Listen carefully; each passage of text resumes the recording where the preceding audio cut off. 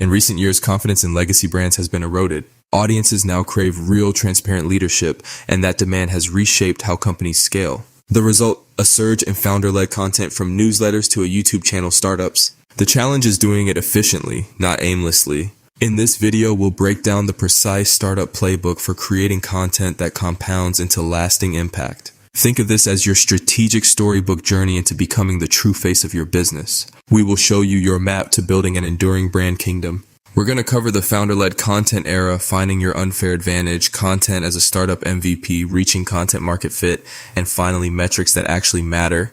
Let's kick things off with section 1, the founder-led content era and overcoming the scarcity mindset. The absolute biggest mental roadblock founders face when starting out on this path, it isn't a lack of technical skills. It's actually the way they view their own precious time. You can clearly see this profound difference in these two opposing worldviews. As a founder, you repeatedly taught that your time is incredibly limited, so naturally you try to figure out how not to spend it.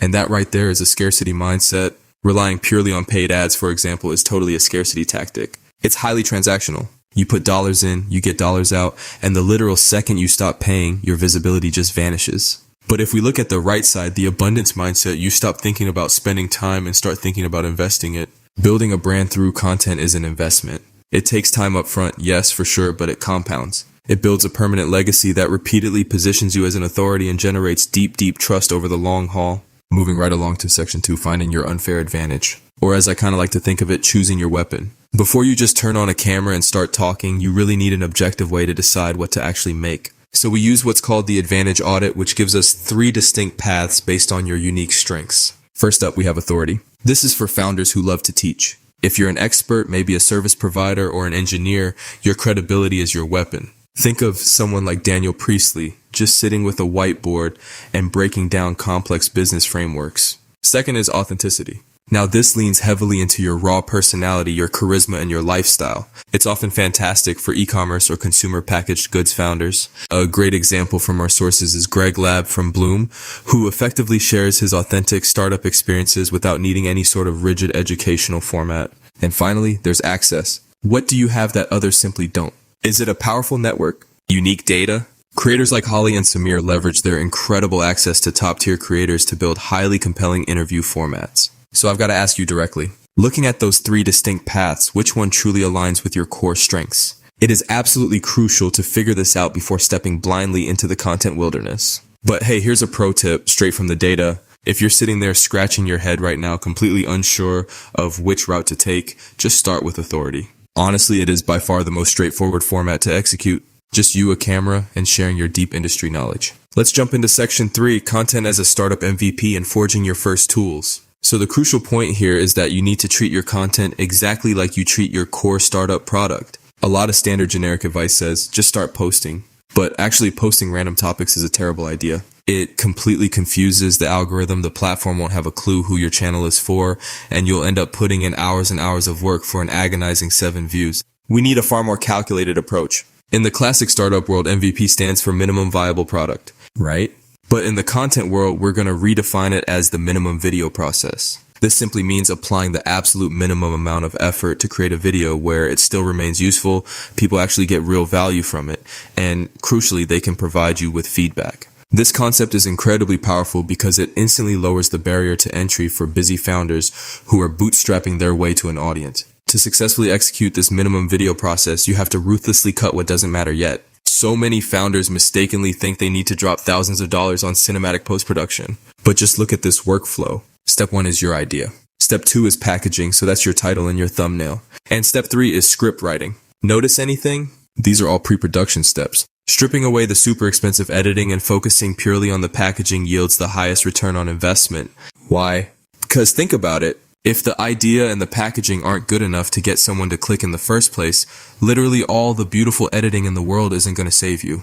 And that brings us perfectly to section 4, reaching content market fit as you navigate the wilderness. Just like a tech startup desperately needs to find product market fit, discovering who actually wants to watch your content takes structured iteration and honestly a whole lot of patience. Take this quote from the Startup Rem Note as a perfect example of how content can directly inform your actual business strategy.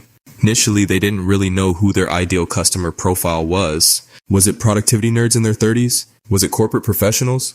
But by putting founder-led content out there and just seeing who naturally gravitated toward it, they discovered their true market was actually students. Capturing content actually acts like a radar system to help you discover exactly who wants your core product. So how long does this messy discovery phase actually take? Well, 20. That is the magic number right there. If you can create 20 consistent MVP style videos, almost every single creator following this system ends up finding their audience. Now, if you publish one video a week, that's roughly 5 to 6 months of staying the course. Creating 20 videos is the ultimate statistical milestone where you finally transition from just wandering the wilderness to actually finding real measurable traction. So whatever you do, don't quit at episode 5. Push all the way to 20. Finally, we arrive at section 5, metrics that actually matter, or reading the stars. Once you're actually pushing out content, you obviously have to know if it's working, right?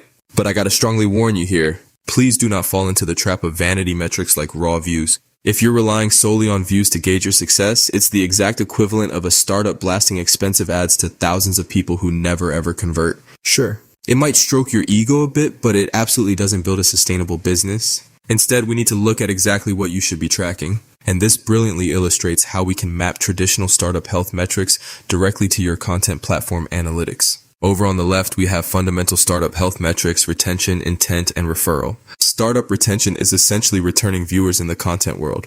Are people coming back for more of your knowledge? Startup intent perfectly maps to search. Are people actively typing your specific name into the search bar because they demand your unique perspective? And startup referral perfectly aligns with shares. Are people actually putting their own personal reputation on the line to recommend your content to a coworker? Content market fit, you see, isn't just a simple light switch. It's much more of a spectrum. What you really want to see is steady month-over-month growth across these 3 specific metrics. If returning viewers, search volume, and shares are all growing simultaneously, you have essentially built an ATM machine for your brand. You've reached this glorious point where putting $1 of effort in yields $10 of brand equity right back out. Now, beyond all the hard data, there is this fascinating, entirely subjective test for content market fit. In the startup world, you might know this as the Sean Ellis test, but for content, it looks exactly like the quote on this slide.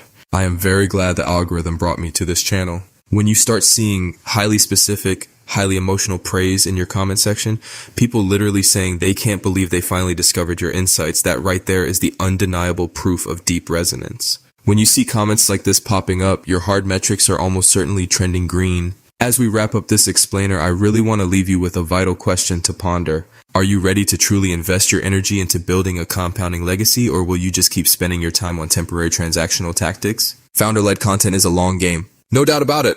But the payoff of deep, unwavering brand trust is completely unparalleled. Take the leap, find your unfair advantage, treat your content exactly like a startup MVP, and start capturing your incredible journey today. Thank you so much for exploring this with me. Thanks for watching the video this far.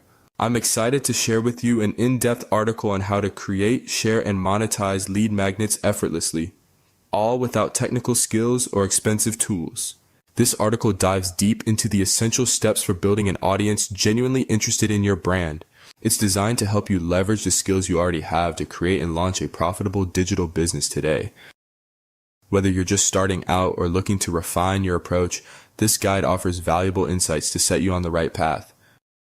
And one of the key topics covered is why manual outreach and legacy systems can't keep up. You will learn that speed is a vital component of lead conversion. Research shows that responding to a lead within minutes rather than hours dramatically increases the likelihood of a successful sale. The fact that manual systems lack the agility required to pivot when audience behavior changes shows how Lead Creator can address this need. The article helps you pinpoint what your audience truly needs and how your unique skills can meet those needs effectively, ensuring your product stands out in a crowded market. Next, the article explores how to craft compelling content that resonates with your audience and drives sales. It emphasizes the importance of storytelling, clarity, and authenticity in your messaging. You'll learn techniques to create content that not only educates but also emotionally connects with your potential customers. This approach helps build trust and encourages engagement, which are essential for transforming interest into actual purchases. Another vital aspect discussed is effective packaging, how to present your knowledge in a captivating way that appeals to your target market. Alongside this, the article outlines strategies for building a marketing plan that truly connects with the eager buyers. It covers everything from branding and positioning to choosing the right channels for promotion. These insights empower you to showcase your digital product's value clearly and attract the right audience consistently. Finally, the article addresses the challenges new creators often face and offers advice on staying motivated and focused throughout the journey. Launching a digital product can be demanding, but with the right mindset and strategies, you can overcome obstacles and keep progressing. This section provides encouragement and practical tips to help you maintain momentum and achieve long-term success. So go ahead and click on the link below to get started today and turn your ideas into impactful digital products.